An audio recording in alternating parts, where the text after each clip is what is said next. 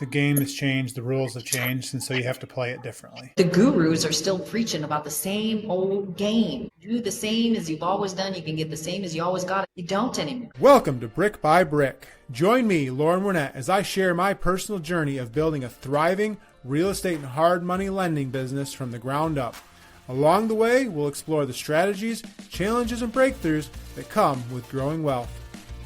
Whether you're a seasoned investor or aspiring entrepreneur or simply curious about the world of private lending and real estate, this podcast is packed with actionable insights, real-world stories, and mindset tips to help you build your own path to success brick by brick. Welcome to another episode of Brick by Brick. Today, I'm sitting down with Rebecca, founder and CEO of Blue Skye Financial, a firm that's built around one core belief: the American dream isn't broken. Most people just never had the right roadmap. Rebecca has spent more than 25 years helping thousands of families, entrepreneurs, and young professionals move from financial confusion to clarity and from dependence to real independence. Rebecca, thanks for agreeing to be on the podcast today. Thanks for having me. I'm excited. With 25 years of experience, I'm sure that doesn't even touch the tip of the iceberg. So can you give us an idea of how you got into the space you're in, kind of where you started, and what drives your passion to work in this field? Sure. I think they say those who can't do teach. And I think most people who are in financial services, we've lived a life, right? Why am I in this space? Because I grew up in a place where my parents didn't know anything about money. Right. I wasn't raised in Texas. I was raised in South Dakota. I had 4 generations of my family on the same 3,000 acre ranch, but I was raised in the 80s, right? It was farm aid, and my dad knew crops and cattle. He did not know money. So he knew to get a big loan and pay it off when the cattle sold. And when the cattle didn't sell, we lost the ranch. So that was my first introduction into what is the power of finance in your life. So you go through those experiences in life and you build a family. I've been an entrepreneur since I was 12. My first experience in entrepreneurship was, you're probably too young to remember this, but back in the day, they would have in the back of your newspaper a little thing where it said money by getting dollars from everyone. I don't remember what it was, but basically the idea was you put ads like that in the paper and people would send you $1 to find out how to get dollars from other people. So I was like 12 and I did that. And my dad was like, he went to the mailbox and he said, "What is this Wolf Incorporated?" And I'm like, "That's my business, Dad." And he's like, "What are all these dollars you've gotten from our neighbors?" I saw a thing and this is how it's supposed to be. Anyway, so I've always had an entrepreneurial mindset, but also looking at what happens when people don't know the rules, it can be devastating. And money, I'm sure you know this, Loren, money, it determines our life. I'm not saying that's right, but it determines your mental health, your physical health, where you get to live, how you get to live, what you get to eat. All of that is determined by money. So we need to know the rules. And financial education in America, if I could just say, sucks. It's terrible. It's terrible.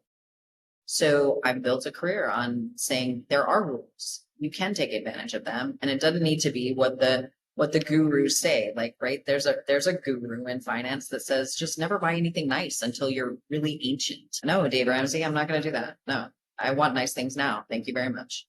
So that's kind of where I started from. Got it. So I also grew up on a farm just in Michigan, Nice. and so I'm interested to hear, growing up in that space, I think that I struggled early on in entrepreneurship, getting out of the scarcity mindset, going into a place of abundance. And so do you think that your upbringing had that similar effect on you, where you had to move from a scarcity mindset to an abundance mindset?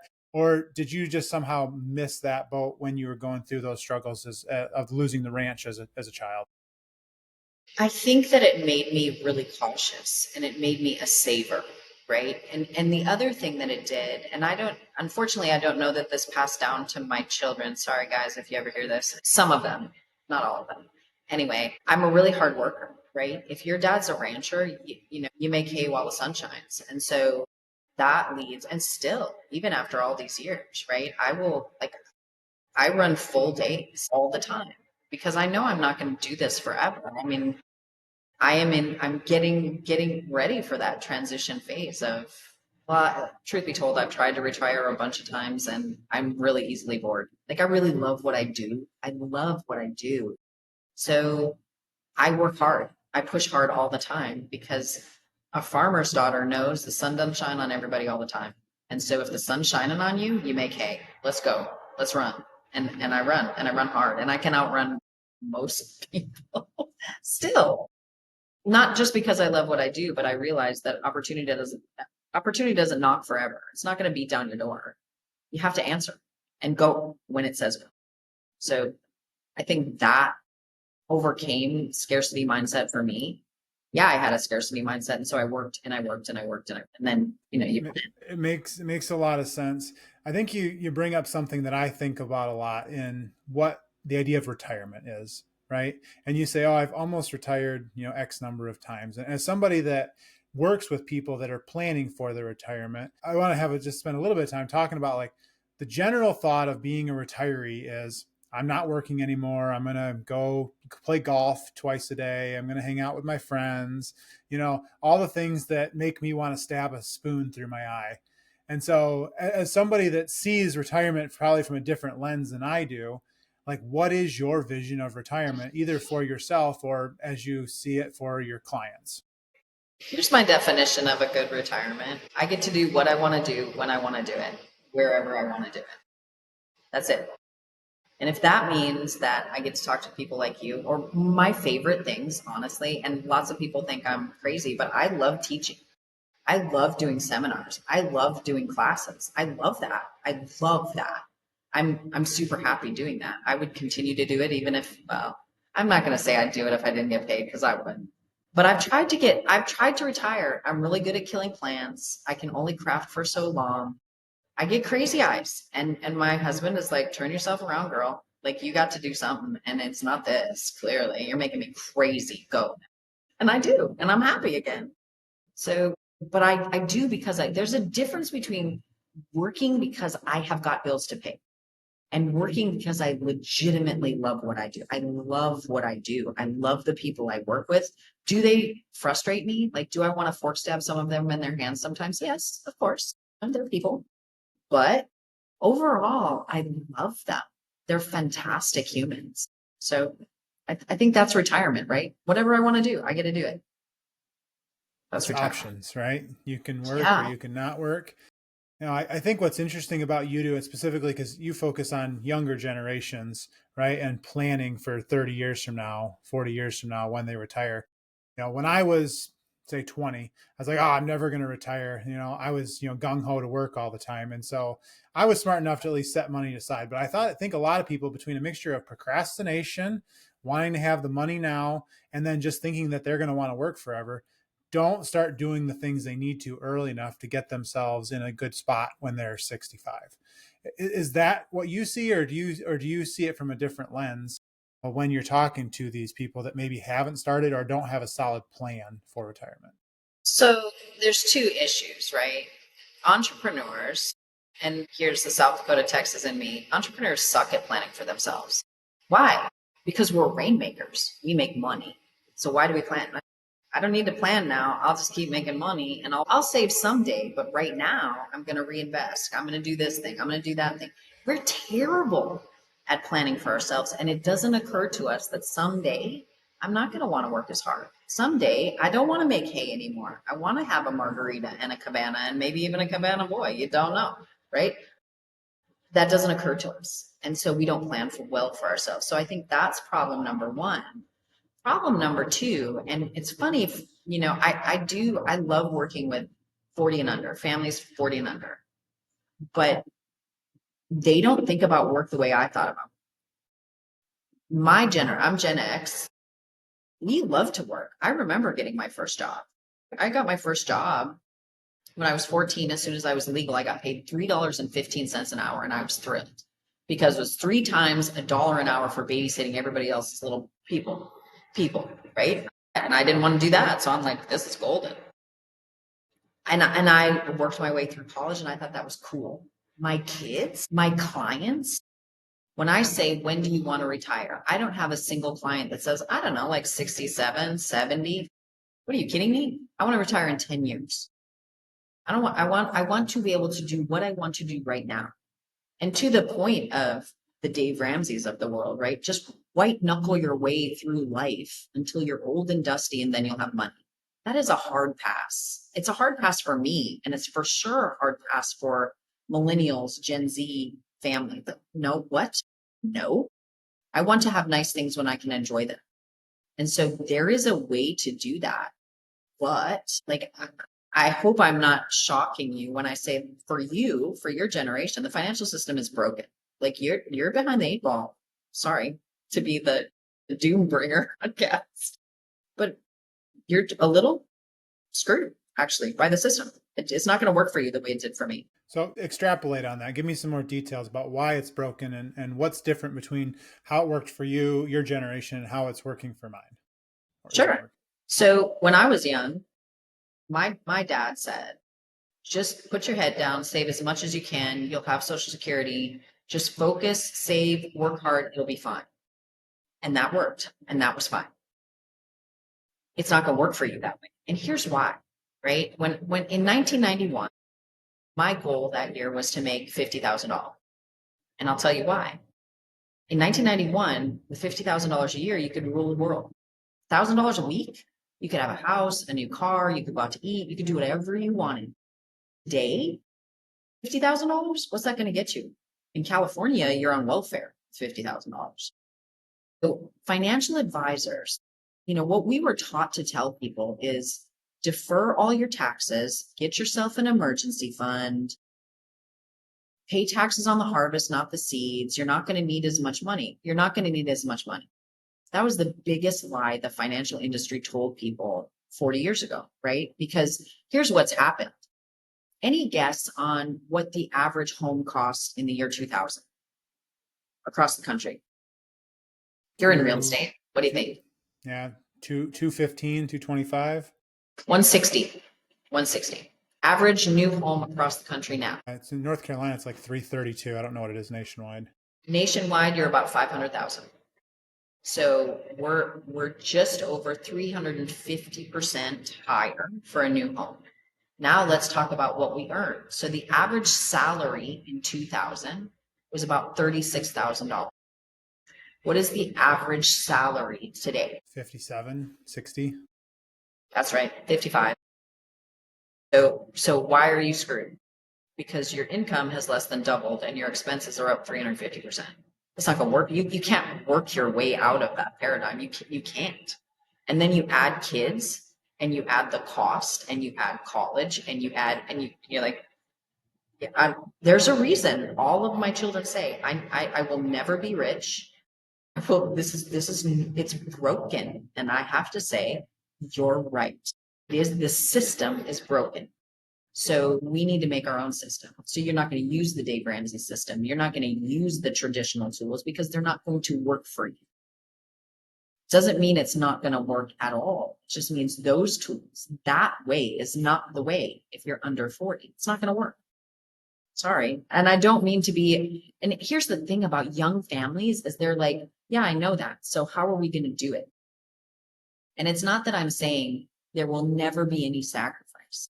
There will be. We all know there will be. You're not going to get there without sacrifice. But the tools that you use and how you use them are different. So let's do that. The game has changed. The rules have changed. And so you have to play it differently. Absolutely. Absolutely. Yes. But the gurus are still preaching about the same old game. Do the same as you've always done. You can get the same as you always got, except for you don't. You don't anymore. No. It was during 2020, during COVID, we were hiking a lot. And I remember exactly where I was, where I realized that I was never going to get to where I wanted to be having my W-2 job. I mean, you're looking at, that was before inflation really took off, but you're getting 2 to 3% pay increase on an annual basis. I think inflation was like maybe 3%. And then, when it jumped to 7, and we still took a 3% pay increase. And so basically I actually told my boss, I'm like, okay, great. So a 4% pay cut. He did not appreciate that, but it's truth. And so I realized that I had to go out and make my own way, or I was never going to get out of the spot that we were in. And so is that kind of what you're talking about, or is it changing skills to find new jobs? Is it changing jobs more often? Is it not saving in traditional ways, but doing different alternative asset investments. Like, what is some good steps that somebody could start to change the rules that they're playing?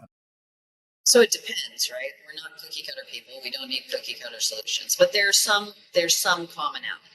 Here's the first thing that I work on with young families, right? So young families, what's the problem that we all have almost straight out of college? Well, we have a debt problem.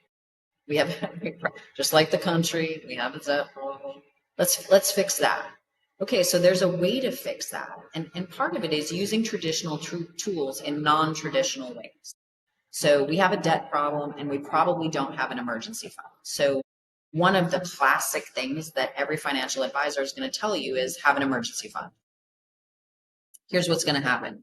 You're going to bust your butt to get your 3 months of income into a money market account, and then you're going to have an emergency. And what are you going to do? You're going to spend the money. Of course you are. That's what it's there for. And then what happens? You start the whole hamster wheel again. Well, I'm not going to do anything else because I have to refund my emergency fund. Okay, let's just stop that right now. Wealthy families do not spend their money, they leverage it. That's what they do. That's what they do. They never spend their own money. They leverage their money and they spend other people's money. Gen X kids will know the OPM term, right? OPM, other people's money. That's what you want to do. So from the get, we look at a family and we say, okay, what's your financial situation? What's your debt situation? Do you have an emergency fund? And we're not going to use a money market. As a foundational strategy, we're probably going to use an indexed universal life insurance policy. And the reason that we're going to do that is because that allows you to A, protect your family in case the worst happens, but also have a leverageable asset. So now your emergency fund is not in a money market. It's in a fund where instead of spending the money, you borrow against your collateral. Your equity in that policy continues to earn interest and you're net to the positive. So maybe I'm paying 5% on the loan that I take against my life insurance, but my life insurance is still earning 7 or 8. So I'm still earning more than I would in a traditional savings account. And when I pay it back, I pay myself back. I'm leveraging my assets. Okay, that's a basics. It's a non-traditional way to use a very traditional tool, but it gets you off the initial hamster wheel of I have to have an emergency fund. Now we kill 2 birds with 1 stone, right? We protected our family. We have our emergency fund, but not just an emergency fund. Now you can utilize that to pay off your credit cards as well. Once you get out of that little trap, now we can talk about fun things. Like let's talk about real estate. Let's talk about crypto. Let's talk about investment properties. Let's talk about mutual funds and stocks and bonds and ETFs. Let's do that because we know we're foundationally A, tax-free, B, safe. Okay. Every farmer's daughter's heart loves those words. I'm tax-free and I'm safe. Yay. Let's go. Right. Yeah, it makes sense. How does that fit in, or how does traditional retirement plans? Because like my whole life, like I've been told, oh, the Social Security is not going to be there, right? And so I've never once thought that I'm going to take $1 out of Social Security, and I've planned without it around Roth IRAs, traditional IRAs, 401ks, that kind of thing. How do those play into that plan? And is that just we're going to use a self-directed IRA and then leverage those monies into into those other options that you talked about, crypto, the whatever? Sure. So you will take money from Social Security. I will almost guarantee it. You'll probably be 75 before you do it.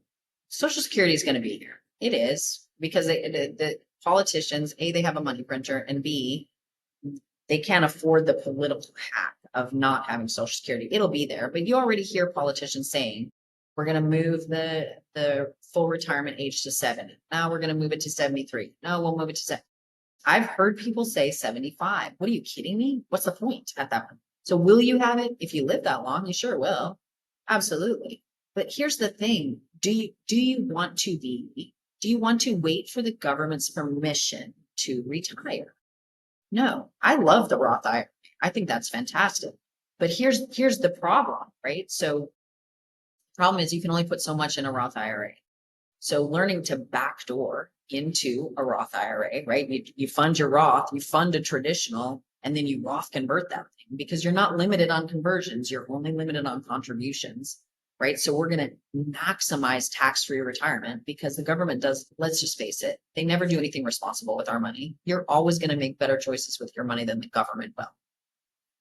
So that's a thought. Yeah, we're going to use traditional tools and non-traditional ones. Yeah, it makes a ton of sense. What about the thought that people are going to be living a lot longer? Retirement, or the average age of death, I think, is 70 something. They're expecting it to get up to like 90, by the time I am, in my 80s or 90s. And then my kids, they're predicting they're going to most of them are going to live to 100. How does that play into your modeling that you're doing with somebody that's, say, 50 or 45 versus someone that's 30? I think that plays. And one of the things that I encourage people to plan for is long-term care. 70% of us are going to need it. Are we going to live that long? Yes. So there's always two sides of the coin. You plan, I don't know, plan or prepare, plan for the worst, prepare for the best, whichever way the P goes, it doesn't matter. So you have a long-term care policy. If you're young enough to get one, it's worth it.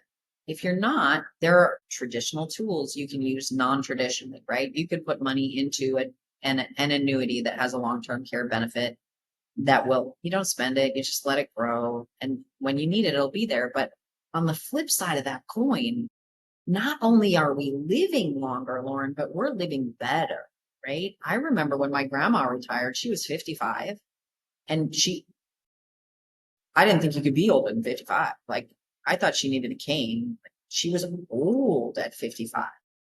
Don't you even tell me 55 is old now, because I'm way too close to that number. I haven't hit it yet, but and it's not old. We're living better. 55 is the new 40 as far as I'm concerned. It really is. We live better longer, and we pay more attention to what we do with our bodies and how we live. That helps. It helps a lot. But we have to tackle both sides. Yeah, I remember when my dad turned 40 when I was a kid, and like I never saw him working out once. And now, like, I work out every day, and we eat better, and we watch what we eat and take multivitamins. And like, you guys can't tell me that the majority of people that live in, middle economic demographic don't take better care of themselves than that same socioeconomic group, 50, 40 years ago, 30 years ago. I never saw it. But my dad was a Marine, so he did work out, but my grandparents didn't. Their life was work. They came home, they kicked their feet up and they turned on the TV. That's what they did. And now we're coming to a generation where I don't watch TV. Do I watch things? Yeah, I stream what I want, but I'm not gonna do that. I do 75 hard. We do cold showers. We do, we're biohackers because we're cool, right? But we look at too, 50 for me, way different than 50 for my grandma. Like, it's way different. I think that plays into what retirement means to us, how much gas we continue to put in our tank, right? Because to your point, retirement used to be, I'm not working another day in my life. Oh, I will, because I love it, not because I have to. But that means more gas in your tank, which means your retirement can last longer, right? Because we're still. Yeah. It should be part of your retirement plan, right?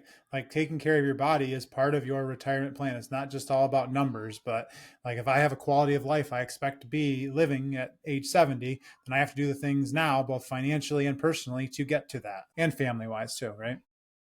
Well, and I think, not to get on a soapbox that doesn't have anything to do with finances, but I think that there's a place, like, as the mother of 7 children, the last 3 children that I had at home, no doctor, no nothing. Like, hey, let's just do it the old fashioned way, like we were meant to do.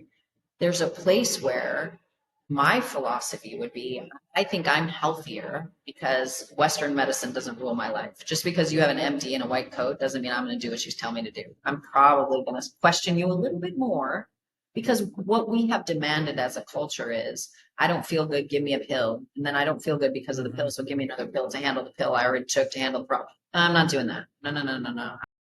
If you can see my bone, I need a doctor, right?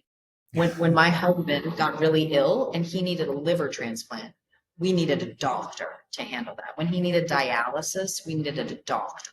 Do I need a doctor for my headache?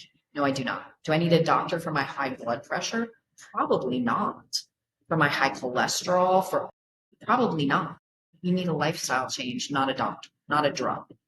So, but I think that's becoming more common knowledge. Don't you feel that way? Like people will say that all the time. Yeah, I mean, I definitely do. I think that there's also just so much more information available to us than there was 20 years ago. I mean, we have more information in our pockets than the entirety of all human history had combined, right? Yep. And most people, what do they use it for? They look at, reels all day or TikTok.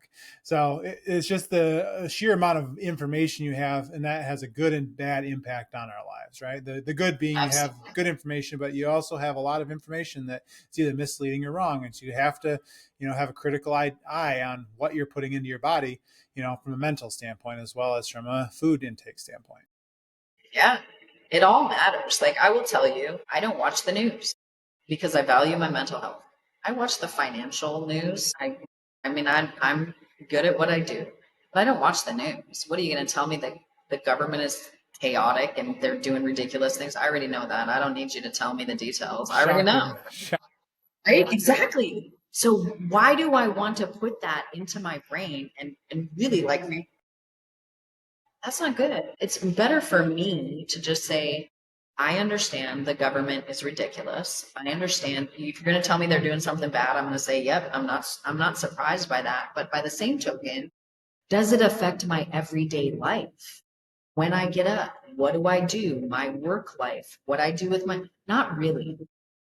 Not really. And I know I like my business partner is forever watching the news and he says, I need to know what's going on around me. And I'm like, hey, most of this stuff is not around you, darling. It's not around you. It doesn't impact you.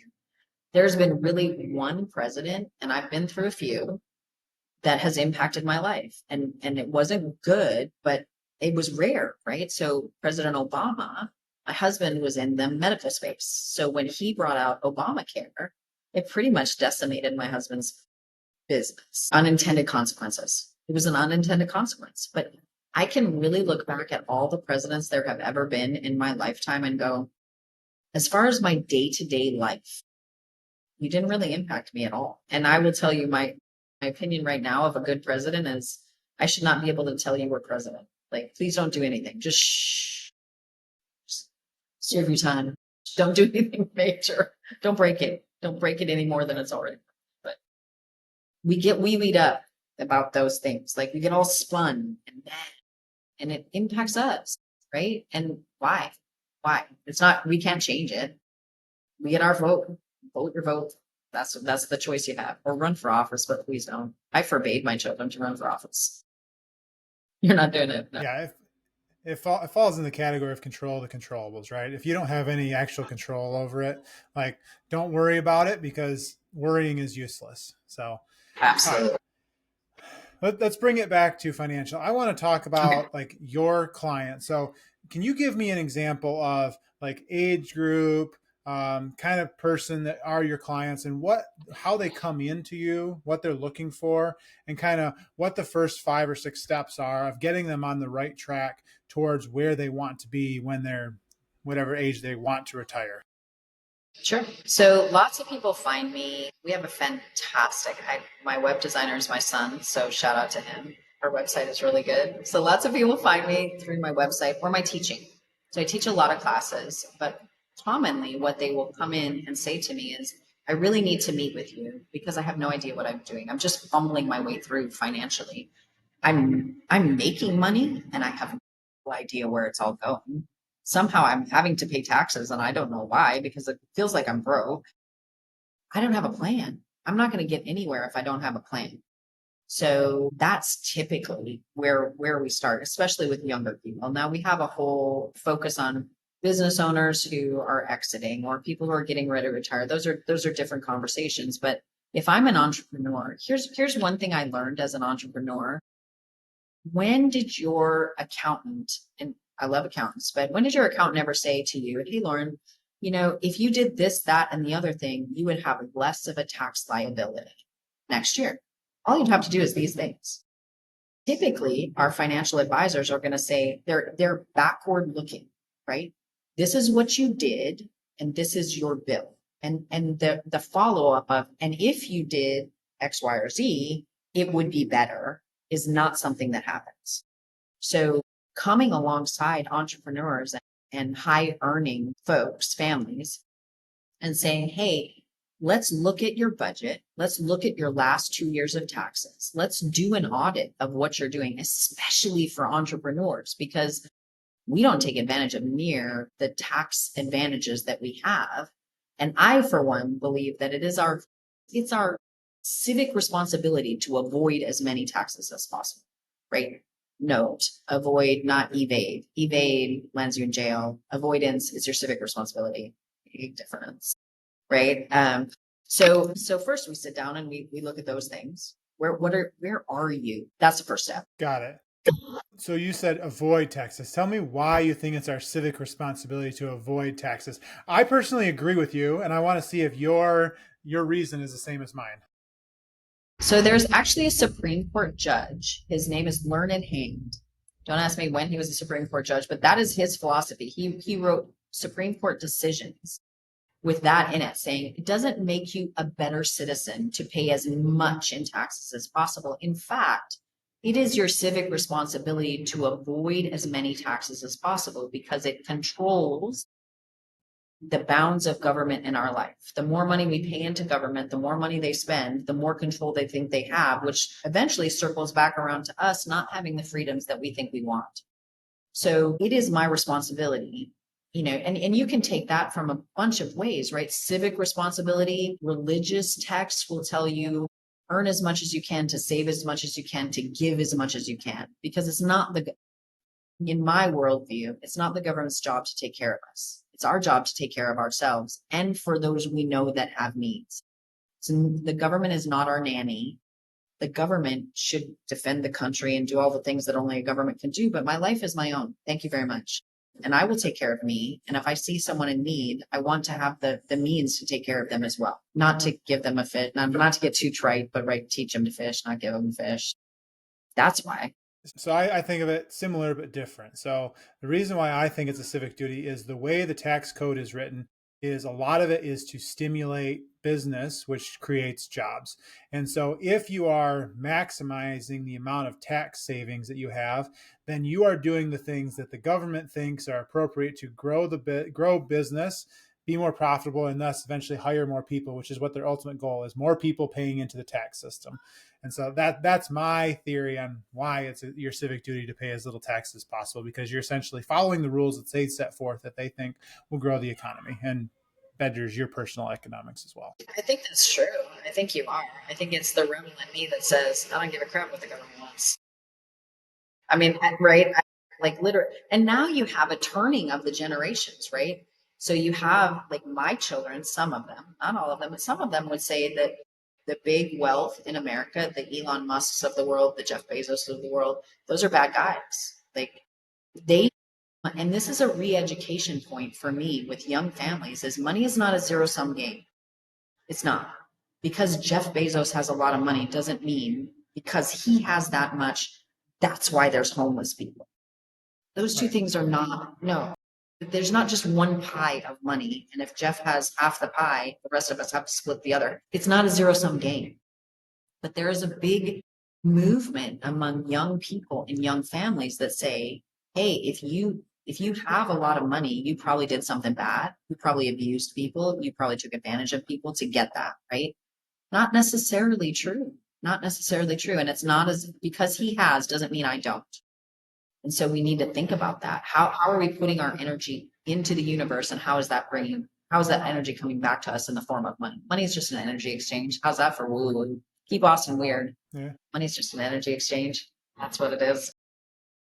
It's so true, because he's got a lot of money, but he also, if he hadn't built the businesses that he has, there'd be thousands and thousands of people that don't have jobs, or can't pay their bills. Right. I love 2-day shipping just as much as the next guy, but the real value of Amazon or Tesla or any of those is the jobs that they employ, and not even in their own companies. All those side businesses that are hired by them, that people that are work for there, or the companies that spin off from employees that learn something there and then go start something else. There's an entire side economy on these big companies of other businesses that are hiring and growing and creating value in the market. And here's the thing, when it comes to money as an energy exchange, Jeff Bezos has revolutionized the world, as has Elon Musk. Just to take those two as examples, the world is different because those men did what they did, right? I don't have to shop anymore at all, ever. I don't have to spend my time doing that, which means I can spend my time doing what I want to do. I don't drive my car at all. Like, people are frightened by this, but the world is a safer place because Rebecca doesn't drive, because I'm forever face and phone, right? I'm terrible. And I did, full disclosure, I did not want to buy a Tesla. I was like, they're a little bit ugly. I'm not really impressed. I don't, and my husband is the one that said, no, you need to at least test drive it. If you don't want to buy it, don't buy it. But, and I got in that car and I hit the button and I took my hands off the wheel and went, okay,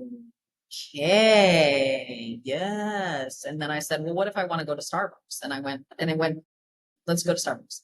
So now, I drive all the time. I probably put 40,000 miles on my car in a year, traveling and teaching and doing what I do, but it is my home away from home. I will have this screen propped up against the steering wheel and I'll do meetings like this the whole time. I pick up my head and I'm at my destination. I'm a little incense burner. I have all my stuff. It's my home away from home. And you are safer. You are a safer human because I don't drive. That's changing the world. So of course it comes back to him. Of course it does. That energy exchange is, that's it. That's what money is. Like the steel mills changed the world for Carnegie, and oil changed the world for Rockefeller. We don't look back too much now and think, oh, those guys were such evil guys, right? We have railroads and we have, industry because of those people. It's just because people don't have what they have. And there's a sense of jealousy of why they have that when I am struggling through, but yeah. Such is the way of life. And then you can try to take that out of it. It's just human nature that there's always going to be people that are better, stronger, faster, than us. And that's just how things are. That's right. So, all right. So so now you're talking to your investor, you got through phase one, right? What are kind of the next steps after, that initial conversation of setting up what the long-term retirement plan looks like? Sure. So the beautiful thing is we can say, when do you want to retire? Like, as an example, I have a client, he's 28, she's 25. And when I asked them, when do you want to retire? They said, well, we can't really imagine working past 40, which I think is lovely. It's a perfect answer. I think it's just fantastic. So I said, okay, I can reverse engineer. So then the next question is, what kind of income would you like to have at that age? We're going to inflation adjust it, but okay. So now we have a target. Now we can reverse engineer that to say, based on inflation, based on average rates of return, very conservatively, this is what we need to put away. And then we're going to say, not that and this is where the sacrifice comes in, right? It's just, how do we want to sacrifice and how long do we want to do it, right? I would not choose to sacrifice for 40 years. I know Dave says that's what we ought to do. I'm a hard pass on that action, man. I want nice things right now. I don't want to wait. So the conversation that I had with them was, okay, well, for the next 12 years, if you do this, if we put this amount of money away, and they're entrepreneurs, right? So if we incorporate this way, if we put in these tax advantages, we can additionally add to what you're putting away. This is what we need to do. And they're like, that's a little pinchy. Yeah, it's going to be.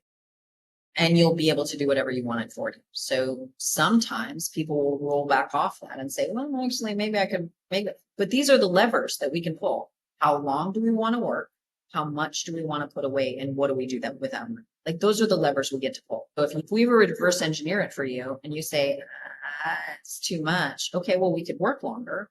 We could expand our business differently, right? We could adjust our cash flow differently.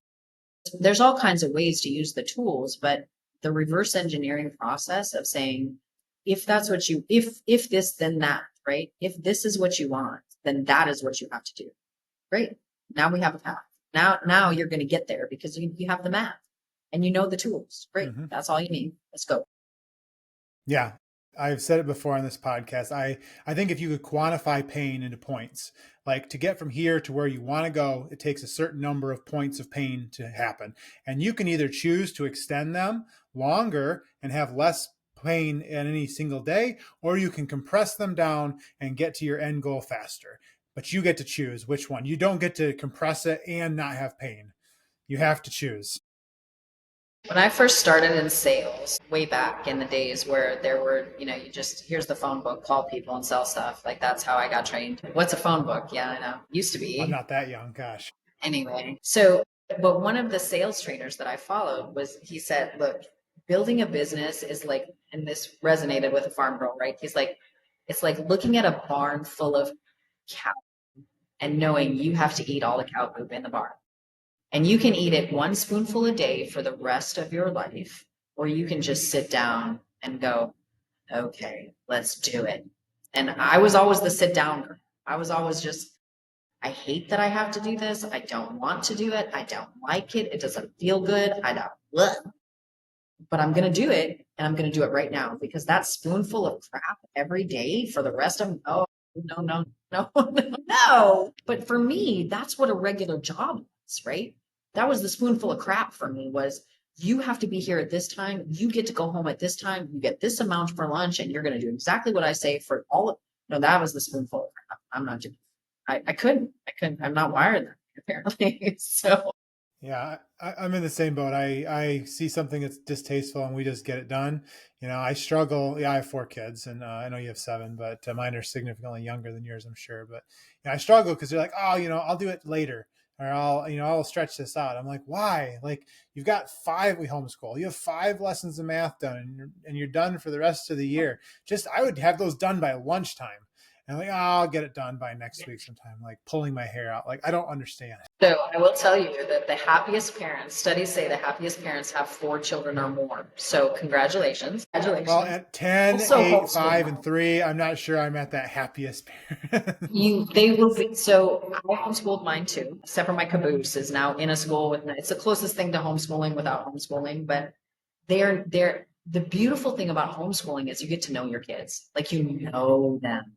And they are my favorite humans now. All of my children, all 7, they're so cool. And here's what I've learned to say as a parent. And I will say this to them. I've said, because I have some kids, they're not all the same. They're like, it's your fault. And I'm like, okay, fair. It's my fault. And all the good stuff is my fault too. You are who you are because of me and in spite of me, both. So you can blame me, but then you blame me for everything. You blame me for all the bad. Okay. You blame me for all the good too. And I'll take both because honestly, I did the best I could. And I had those. Like I had a child who would do like every other page of math because she knew that I wasn't going to check it every day. And now she's like, Mom, I can't do math. I'm like, I know, because you didn't do the lesson. That's on you, kid. You did it to yourself. What do you want me to do? No.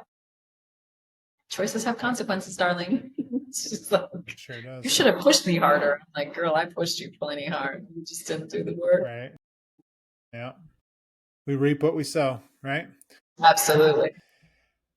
All right. So if someone's in their, early mid 30s and, they know they want to retire in 20 years or 15 years or however long, but they have this like arbitrary number, like, oh, I think I need 3 million, 5 million, whatever the number, 2 million in order to retire. Like, what's the best step to maybe reach out to you, or what's the next step that they should take? And is that kind of the phase that a lot of people come to you that, hey, we're making money, we just don't know where to go to get us to this number? Or is it like, we just straight up don't know if we're making money, we don't know if we're going to do anything, like we need everything?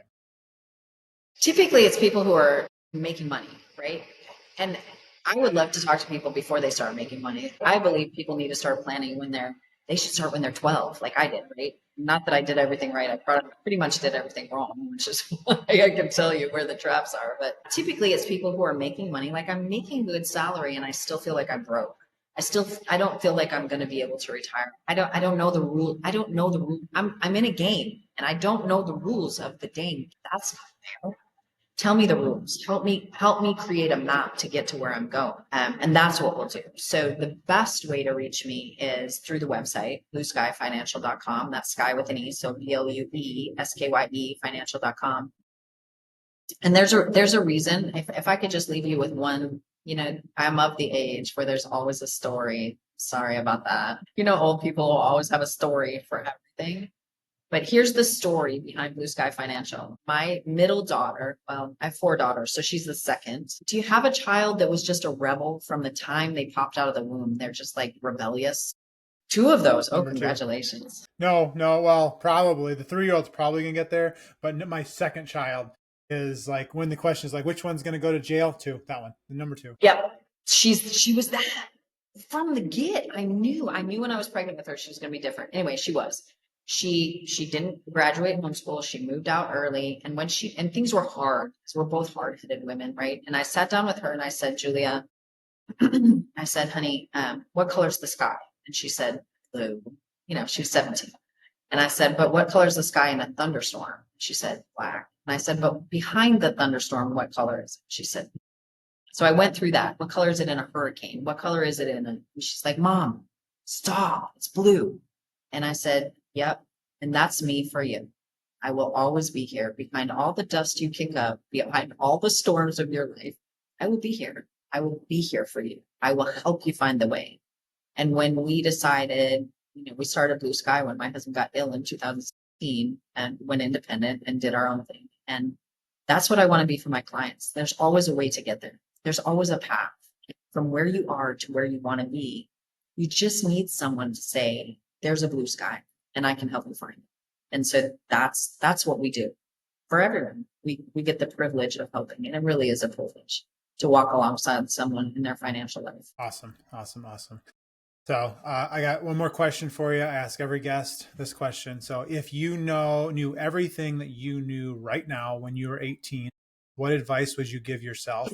Or if you knew everything you know right now, what advice would you give your kids when they turn 18? And that might be more accurate timeline wise, but I would say, don't let the world pressure you, right? I had a big fear of missing out. And maybe that's just my generation, but I felt like I had to participate. I had to buy, I had to, or you're going to miss. No, you're not going to miss. Take a breath. It's okay. You're going to get there. Relax. You can get there in your own terms, in your own way. You're going to get there. Just read through it. Don't let the world spin you, because it's going to try. I tell my kids that all the time. It's going to be okay. You don't know. I know. Don't let the world spin you. We can get there. We can get there from here. We can. Yeah, I love that. Similar, I told my son a couple of days ago, I'm like, the reason why I don't get worked up about things that you do is because I have so many more life experiences, and I know when things are bad and when they're not, and what you're dealing with at 10, it's not that bad, man. That's really, I tell my kids all the time, like, enjoy childhood. Don't race to grow. So my 15-year-old is a generation alpha, which is like Gen X all over. Like, we're recycling generations now. She's a feisty, driven, ambitious little thing. And I'm like, sweetheart, Sonny, just take your time and be a kid, because you get like 80 years to adult. You get like 18 to be a child. Be a child. This adulting thing is way overrated. Trust me, kitten, it's so overrated. Enjoy where you are and spend time.